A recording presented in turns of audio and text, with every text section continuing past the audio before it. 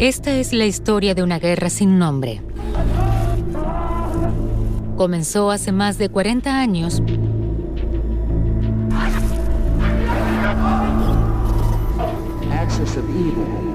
entre Irán de un lado y Estados Unidos e Israel del otro.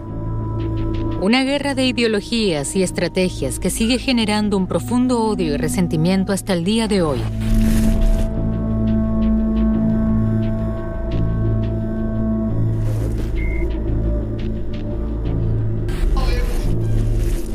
Para entender el riesgo, el nivel de conflicto, hay que mirar atrás, desenredar los hilos de la tragedia, indagar más allá de dogmas y opiniones, los verdaderos motivos de ambos bandos. Contar esta historia.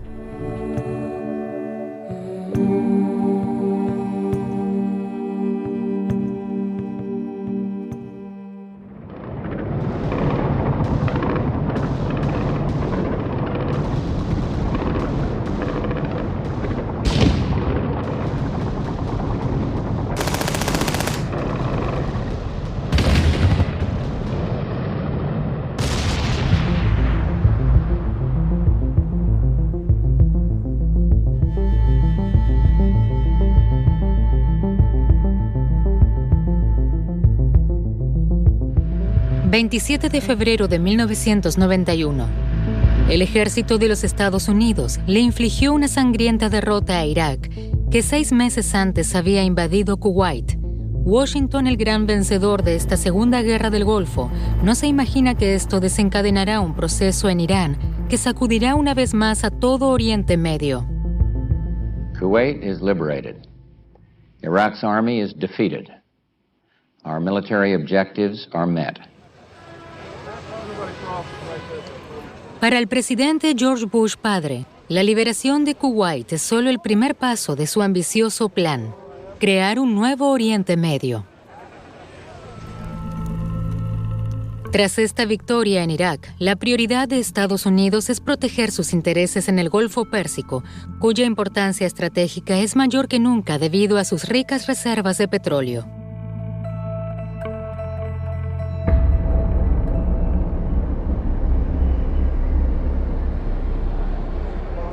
Para ello, Bush debe intentar resolver el conflicto palestino-israelí, ya que este amenaza la estabilidad de todo Oriente Medio. La Conferencia de Paz de Madrid debía ser el primer paso de este proceso.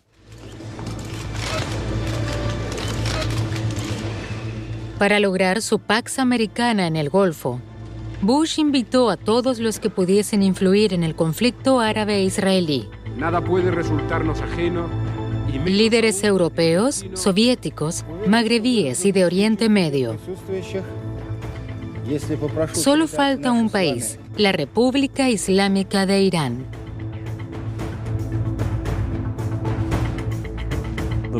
La verdadera razón por la que Irán no fue invitado es el trauma por la crisis de los rehenes.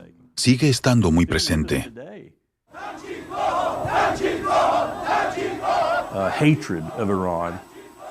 El odio a Irán debido a la crisis de los rehenes de 1979 marca la política estadounidense hasta el día de hoy más de lo que uno pueda pensar.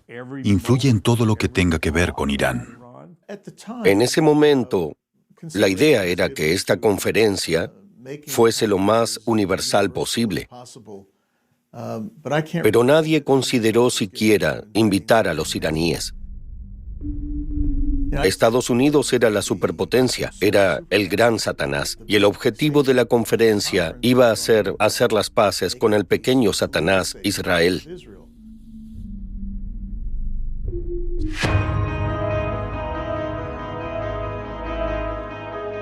Sin embargo, la nueva cúpula iraní en Teherán no está dispuesta a jugar un papel secundario en Oriente Medio. Desde la muerte de Jomeini en 1989, el país está dirigido por 2 personalidades de la Revolución Islámica. El ayatolá Ali Jamenei es el nuevo líder supremo. Como fiel partidario de su predecesor, sigue una línea intransigente. Hashemi Rafsanjani es el presidente. Este rico empresario también era muy cercano al difunto líder de la revolución.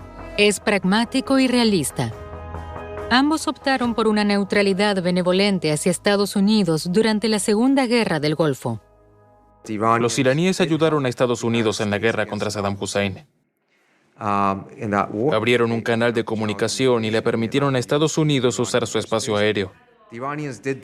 Fue una manera de apoyar discretamente a Estados Unidos. Pensaban que después de la guerra les recompensarían volviéndolos a incluir.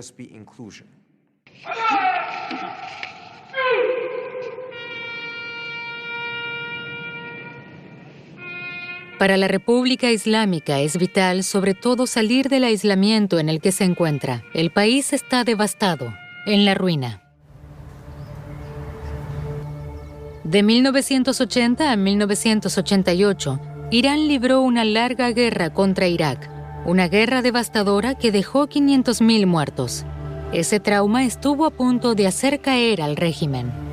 Si quiere sobrevivir, a partir de ahora tendrá que proteger sus fronteras, pero también modernizar el país.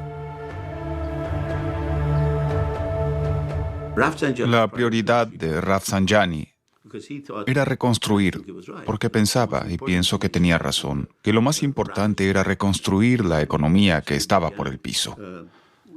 Así que empezó a normalizar relaciones con todos los estados que podía y empezó a hablar de normalizarlas incluso con Estados Unidos. En ese momento había dos corrientes de pensamiento en Irán. Unos pensaban que no se podía confiar en los estadounidenses, que eran mentirosos y tramposos, y te engañarían. Y otros, incluido Rafsanjani, decían, ¿qué tenemos que perder? Mostremos buena voluntad.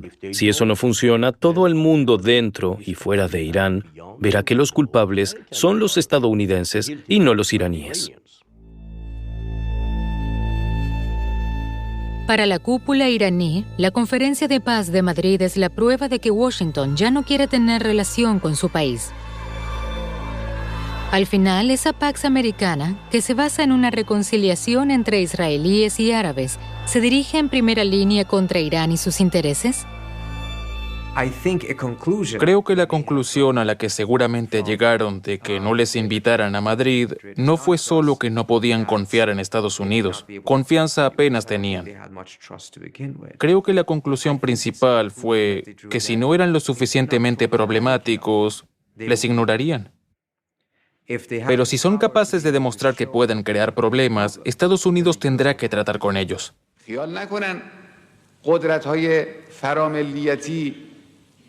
یا تبعشون در این منطقه که می شود ایران را ناامن کرد و منطقه را برای دیگران امن نگه داشت. نخیر، این خواب و خیالی بیش نیست.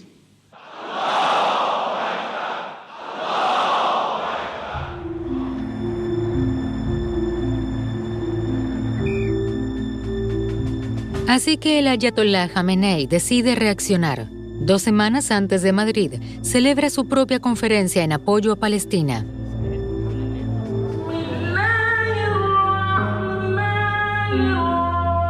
El líder supremo reúne a representantes de unas 60 agrupaciones con ideologías y creencias muy diferentes. Entre ellos hay revolucionarios, nacionalistas e islamistas.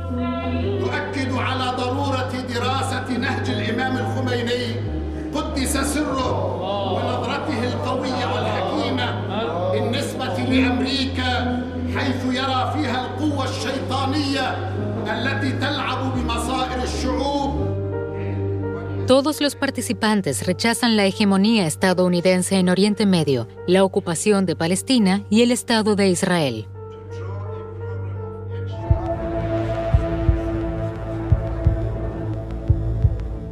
Durante esta conferencia se forjan estrechos vínculos entre el movimiento libanés Hezbollah, los islamistas palestinos de Hamas y la Yihad Islámica. Así es como surge lo que Teherán llamará posteriormente el eje de la resistencia.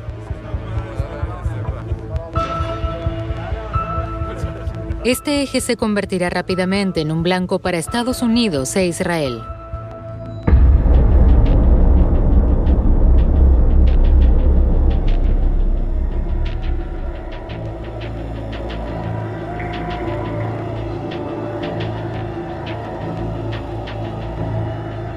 Los chiitas de la periferia sur de la capital libanesa están de luto.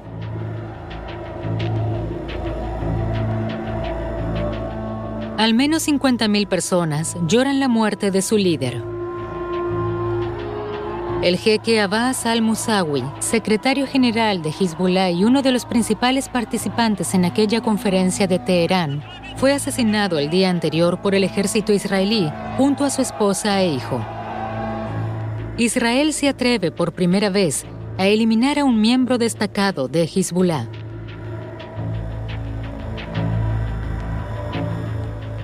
There's no question that our capacity to defend ourselves and their capacity to attack us have changed dramatically. We will be able to defend ourselves better. They will be able to hit us not as effectively because the organizing brain has been removed.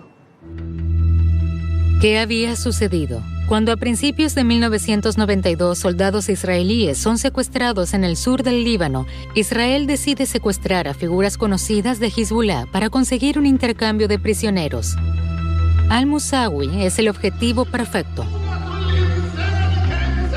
El 16 de febrero, el servicio secreto militar se entera de que el líder chiita iba a desplazarse en coche hasta un poblado del sur del Líbano y decide vigilarlo con drones.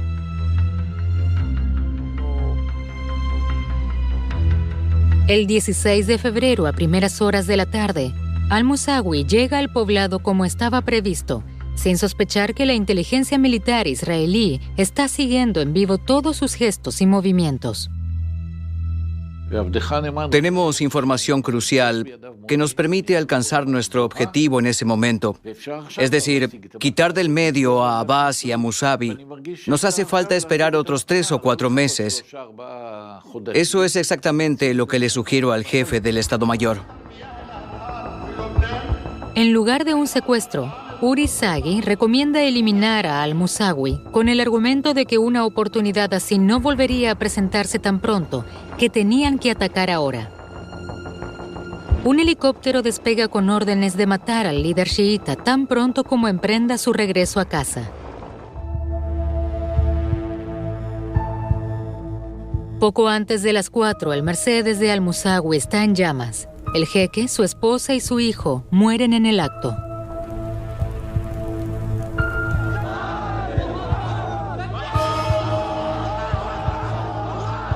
El ejército israelí parece haberse impuesto sobre Hezbollah. Para los servicios secretos, aquello fue un éxito extraordinario. Pero desde un punto de vista estratégico y político, una auténtica catástrofe. No tengo palabras para explicar cómo se tomó esa decisión. Fue muy triste. Antes de matarlo, antes de liquidarlo, no hubo discusión alguna, nada. No se discutió si valía la pena o no. ¿Qué consecuencias tendría? Todos lo aprobaron, pero nadie pensó en las implicaciones que tendría aquella acción. Yo dije, escuchen, es muy probable que pueda haber represalias, así que hablemoslo. No.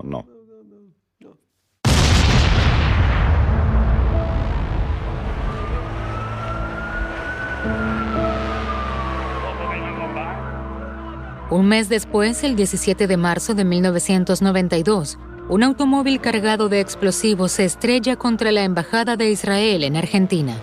Se producen 28 muertos y 250 heridos. La yihad islámica se atribuye el atentado. Sin embargo, muchos israelíes consideran lo ocurrido una respuesta directa de Teherán y Hezbollah a la eliminación de Al-Musawi. Tuve dudas. Con esto no quiero hablar por los demás. ¿Era lo suficientemente consciente de todo? Sopesé honestamente el costo-beneficio. La liquidación de Al-Musawi a cambio de decenas de víctimas judías de un atentado en Argentina. ¿Reforzaría esto el deseo del demonio chiita de contraatacar? Para que quede claro una vez más, no quieren la paz. Pero a veces se aceleran aún más los procesos, de modo que adquieren una dinámica que no habías previsto. ¿Por qué? ¿Por qué esta acción creó un patrón completamente nuevo en la relación entre nosotros y Hezbollah, y entre nosotros y sus dirigentes, es decir, Irán, ya que en última instancia habíamos golpeado directamente a Irán?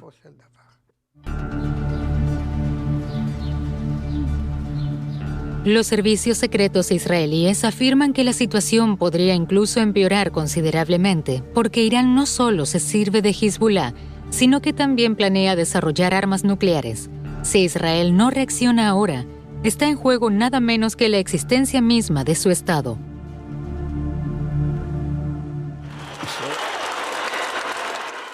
Hay un hombre decidido a evitar esta amenaza: el nuevo primer ministro israelí, Isaac Rabin. Cuando llega al poder en junio de 1992, pocas semanas después del atentado en Argentina, ya es un personaje histórico. Nacido en la Palestina del mandato británico, en 1948 Rabin participa en la Guerra Árabe-Israelí, conocida por los israelíes como Guerra de la Independencia. Como jefe de Estado Mayor, es el gran ganador de la Guerra de los 6 días en junio de 1967, en la que Israel toma el control del este de Jerusalén, Cisjordania, la Franja de Gaza y los Altos del Golán. Ante la amenaza de una bomba atómica iraní, Rabin opta por una estrategia revolucionaria: el diálogo con los palestinos. Si regresa ahí la calma, se liberarán recursos militares para protegerse contra Irán.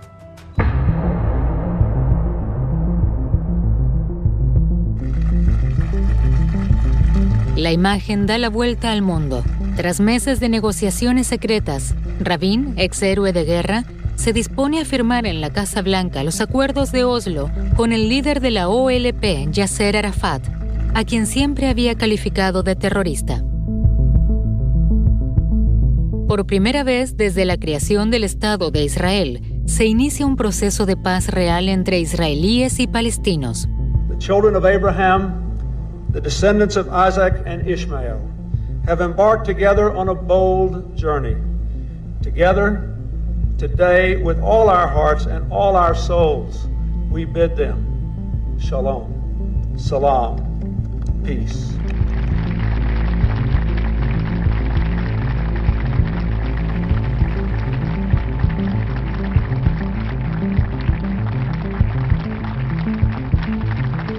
Al estrechar la mano de Arafat, Rabin piensa principalmente en Irán, contra el que podrá protegerse mejor si se vislumbra la paz con los palestinos.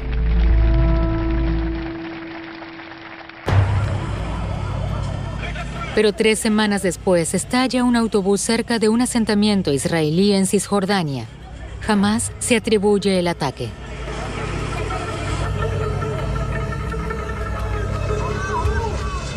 Después de esto, un colono israelí lleva a cabo una masacre en Hebrón. En Israel, como en los territorios ocupados, los ataques se suceden ahora ininterrumpidamente. Extremistas de todos los bandos hacen todo lo posible para que el proceso de paz fracase. Un golpe de suerte para Teherán. Hora de volver a intervenir y desbaratar la estrategia de Israel. Irán nunca ha estado a favor del proceso de paz, se lo digo muy abiertamente, con toda franqueza y sinceridad. Porque los iraníes creyeron desde el principio que los israelíes no estaban jugando limpio y no estaban dispuestos a reconocer los derechos de los palestinos. Irán estaba 100% convencido de que esto era solo una maniobra para ganar tiempo y destruir los sueños y los derechos de los palestinos. E Irán no iba a aceptarlo.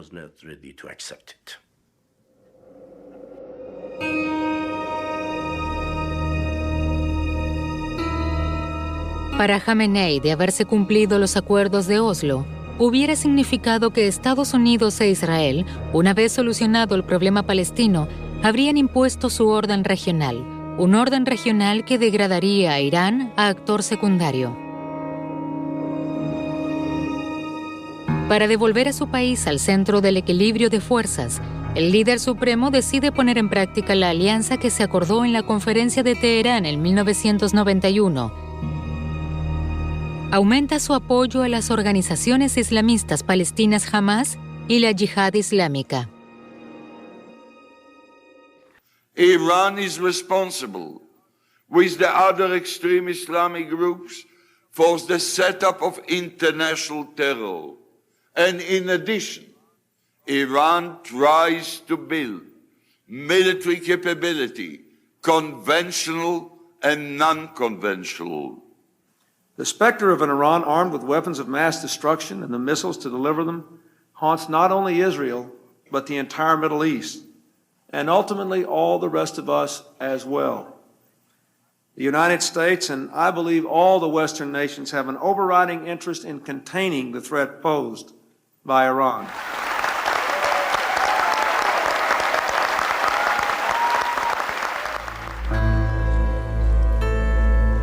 Para evitar que Irán financie el terrorismo y desarrolle armas nucleares, Washington impone las primeras sanciones económicas. Es el comienzo de un embargo total. El objetivo es doblegar a Irán y neutralizarlo mediante el aislamiento.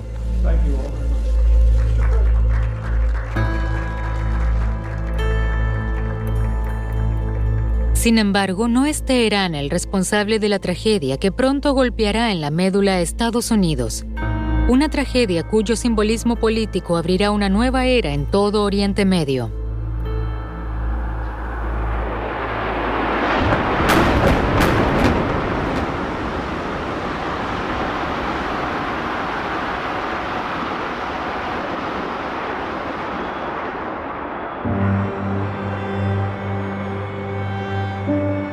Es el atentado más grave y espectacular de la historia del terrorismo.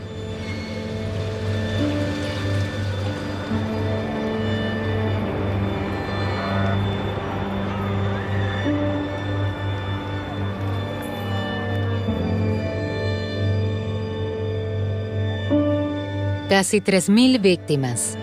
Ante la dimensión de la masacre, los Estados Unidos constatan con horror que tal vez su verdadero enemigo no sea el Islam chiita de Irán y Hezbollah, sino más bien el islamismo sunita encarnado por Al-Qaeda y su líder árabe saudita Osama Bin Laden. George Bush hijo, elegido presidente el año anterior, tiene que reaccionar. We will not only deal with those who dare attack America. We will deal with those who harbor them and feed them and house them. Make no mistake about it. Underneath our tears is the strong determination of America to win this war. And we will win it. El presidente fija el objetivo. Quiere derrocar al régimen talibán en Afganistán, que lleva años apoyando y financiando a Al-Qaeda. El secretario de Estado Colin Powell debe preparar la ofensiva. Fue el presidente del Estado Mayor en la Segunda Guerra del Golfo y no forma parte de los neoconservadores. Sabe que su país depende de la ayuda de un socio insólito. El ministro de Asuntos Exteriores, Colin Powell, me pidió que trabajara con la oposición afgana para formar un gobierno que sucediera al régimen talibán. Para mí estaba claro que para ello tenía que negociar con los países que habían estado apoyando a la oposición afgana. Dejé claro que tenía que hablar con Irán y Colin Powell estuvo de acuerdo. ¿Pedirle ayuda a Irán, el archienemigo de Estados Unidos? Sin embargo, la República Islámica no solo comparte una frontera de 1.000 kilómetros con Afganistán, sino que también es el aliado ideal para derrocar al régimen talibán. Los talibanes eran un grupo extremista hostil a Irán y al chiismo. Llevaron a cabo masacres contra los Hazara, una minoría chiita en Afganistán.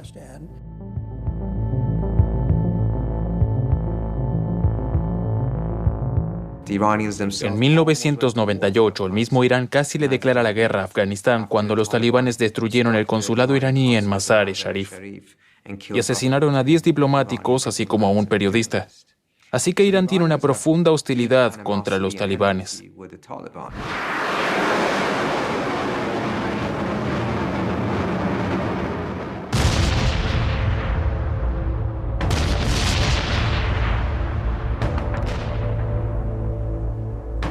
El 7 de octubre de 2001 caen las primeras bombas estadounidenses en Afganistán. Ha comenzado la Operación Libertad Duradera.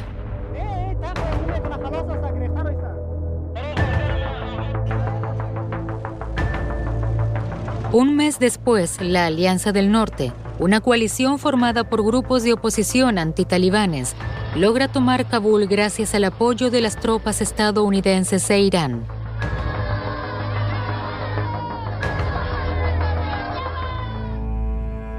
Ha llegado el momento de construir el Afganistán del mañana. A principios de diciembre de 2001 se celebra en Bonn una conferencia internacional con todas las agrupaciones afganas.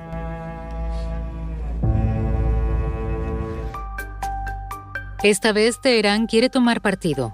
Mohammad Zarif, el delegado iraní, logra persuadir a los grupos afganos para que se comprometan a la formación del gobierno de transición, incluida una declaración final conjunta.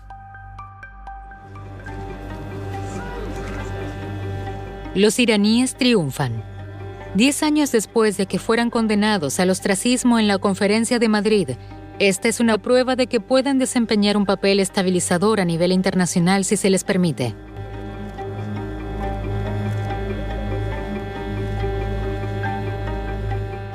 Los iraníes me dijeron que estaban interesados en un mayor diálogo. Les respondí que solo estaba autorizado a negociar sobre Afganistán, pero que transmitiría su mensaje. Este mensaje nunca llega. Desde el 11 de septiembre en Estados Unidos, la última palabra la tienen neoconservadores como el presidente Cheney y el secretario de Defensa Rumsfeld. Para ellos, la colaboración con Irán es puramente táctica y, por lo tanto, temporal. Dick Cheney y Donald Rumsfeld se encargaron de que así fuera. Siempre que Irán aparecía en la agenda del Consejo de Seguridad Nacional, Cheney lo eliminaba, de modo que nunca llegó a discutirse. Así que, por defecto, la decisión era siempre la misma. No hablamos con el mal. Mr. Speaker, the President of the United States. El mal. Ese es Irán, pero también Corea del Norte y sobre todo el Irak de Saddam Hussein.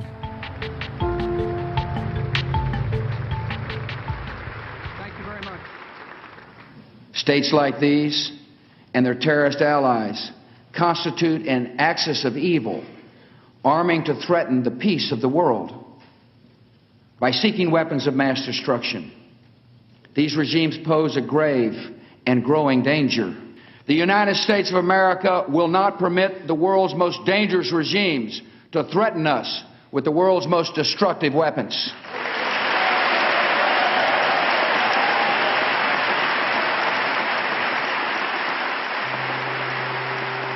Con ese discurso sobre el eje del mal, Bush descarta definitivamente cualquier acercamiento con Irán.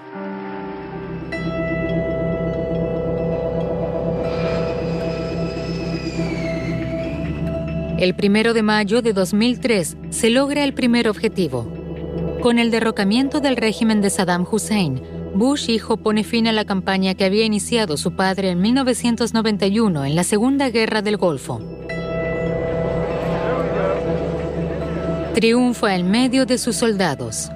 Nada parece poder detenerlo. Cuando Estados Unidos invadió Afganistán y luego Irak, con un falso pretexto, mintiendo, diciendo que Irak tenía armas de destrucción masiva y que había un vínculo entre Saddam Hussein y Al-Qaeda.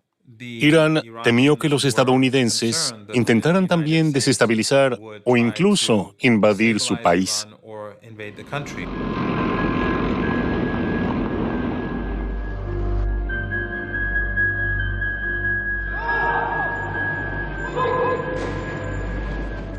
Tres días después de la victoria de los estadounidenses en Irak, Teherán toma la iniciativa y hace una propuesta sorprendente que podría cambiarlo todo en Oriente Medio.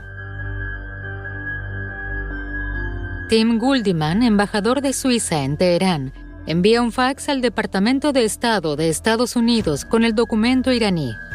Guldiman representa los intereses de Washington en Irán desde que se cerrara la embajada estadounidense allí en 1979. El contenido del documento es increíble. Irán está dispuesto a mantener conversaciones sobre sus vínculos con Hamas y la Yihad Islámica, el desarme de Hezbollah y las armas de destrucción masiva. A cambio, espera el levantamiento de las sanciones, el reconocimiento de su papel en la región, así como el acceso a tecnologías occidentales, especialmente para el uso civil de la energía atómica. Washington está perplejo. ¿Por qué el líder supremo, por lo demás tan inflexible, apoya un avance de estas características? Creo que dentro del sistema iraní, algunos habían llegado a la conclusión de que los pequeños pasos no habían conducido a nada y que la única manera de romper el bloqueo era hacer algo grande, una oferta exhaustiva. Habían pasado mucho tiempo reuniendo ideas y propuestas políticas. Sin embargo, en el Departamento de Estado estadounidense, el mismo que había cooperado recientemente con Irán en Afganistán, nadie quiere tomarse en serio el documento del diplomático suizo.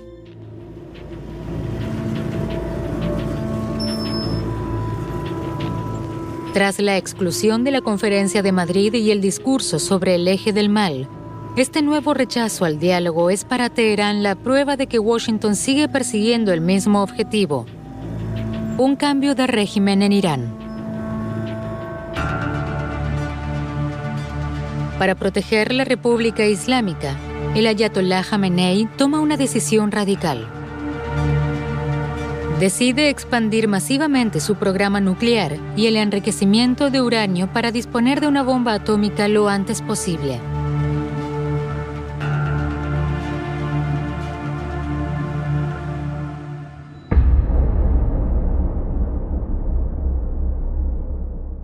Today I want to extend my very best wishes to all who are celebrating Nowruz around the world, and I hope that you enjoy this special time of year with friends and family.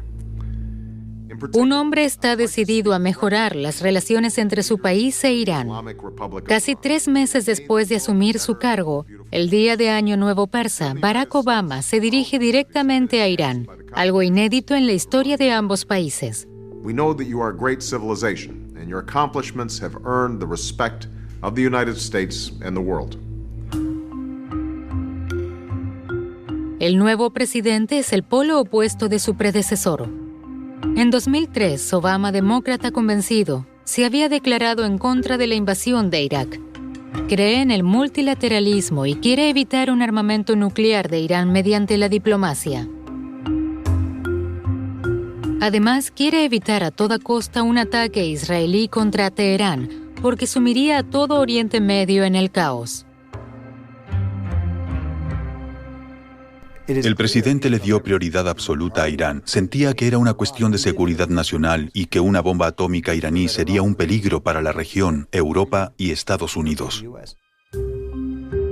Sin embargo, Benjamín Netanyahu no cree que Obama optara por una intervención militar si las conversaciones fracasan. A sus ojos, el presidente estadounidense no sabe nada sobre Oriente Medio, mientras que él es un jefe de Estado experimentado.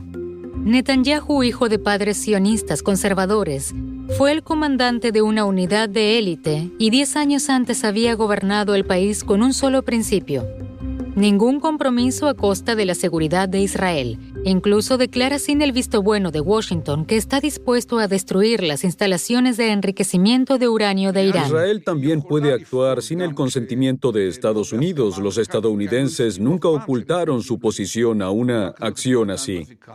En su opinión, causaría un daño mayor. Pero recuerdo conversaciones que tuve primero con Bush y luego con Obama en privado o en presencia de su asesor de seguridad. Le dije explícitamente, si nos enfrentamos a cuestiones críticas que afecten a la seguridad y al futuro del Estado de Israel y del pueblo judío, no podemos transferirle la responsabilidad a nadie, ni siquiera a ustedes, nuestros mejores amigos, sino que nosotros, como soberanos, tomaremos decisiones de acuerdo con nuestros propios intereses. Así que para Netanyahu y Ehud Barak, la intervención militar es la única solución para evitar que Irán construya la bomba atómica. Sin embargo, antes de que puedan actuar, necesitan el consentimiento de los ministros más importantes y los oficiales de más alto rango en el ejército y el servicio secreto. La histórica decisión de atacar Irán debe estar justificada por un amplio consenso. Eso es imperativo. Yo no contemplaba una opción militar. No porque no fuese técnicamente posible, sino porque todo esto no tendría continuidad sin la conformidad de Estados Unidos. Destruir un par de plantas tampoco iba a resolver el problema. Por el contrario, dividiría la coalición forjada por Obama. Al estar en minoría, los dos políticos israelíes no pueden actuar. Sin embargo, esto no tranquiliza a Obama. Si quiere llegar a un acuerdo con Irán antes de que Netanyahu logre persuadir a su gabinete de ir a la guerra, debe dar el siguiente paso. A finales de 2012, inicia negociaciones directas con Irán bajo el mayor de los secretos. Tras conversaciones confidenciales y reuniones públicas, se inicia un acuerdo. El 3 de marzo de 2015, Netanyahu hace un último intento para hacer fracasar este proceso. Viaja a Washington y pronuncia un feroz discurso en el Congreso contra la política de su aliado más fiel, algo inédito en las relaciones entre ambos países. Ladies and gentlemen, I've come here today to tell you we don't have to bet the security of the world on the hope that Iran will change for the better. We don't have to gamble with our future and with our children's future. So this deal won't change Iran for the better. It will only change the Middle East for the worse.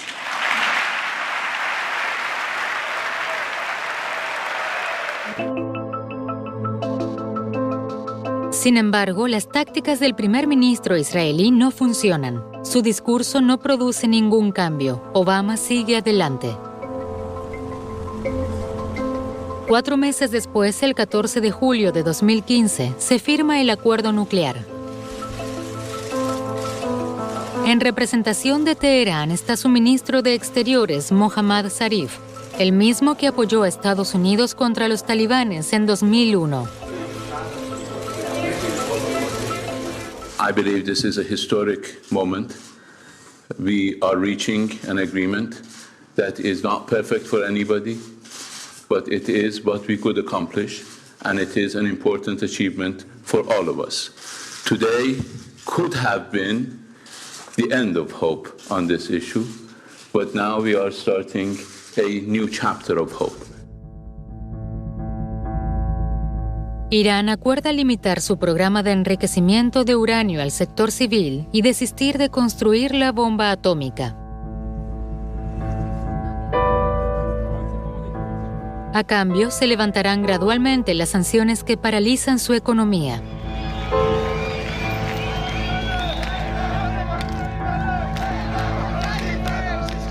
En la mayoría de iraníes, el acuerdo despierta grandes esperanzas. Su país finalmente se está abriendo.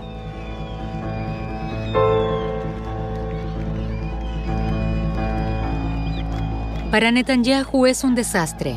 Ahora nada se interpondrá en Oriente Medio a una república islámica fortalecida y legitimada, mientras que Israel está más aislado que nunca.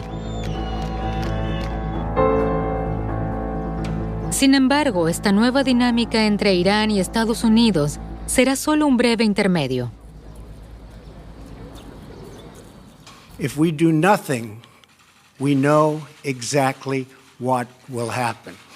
In just a short period of time, the world's leading state sponsor of terror will be on the cusp of acquiring the world's most dangerous weapons.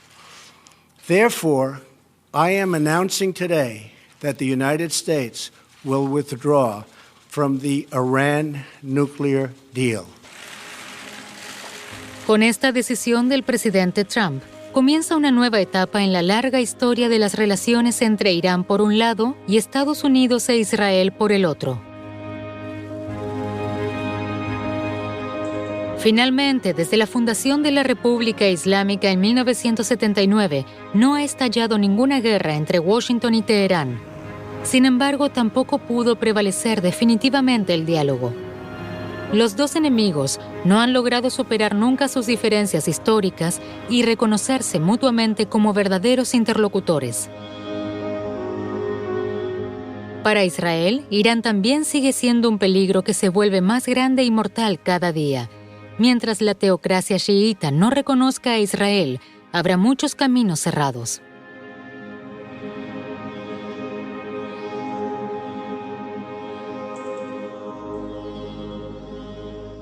Desde hace más de 40 años, la misma espiral mortal de confrontación, intolerancia y odio, como si la aniquilación del otro fuera una ley, como si debieran abrirse nuevos frentes cada vez para evitar que se impongan la amistad y la paz.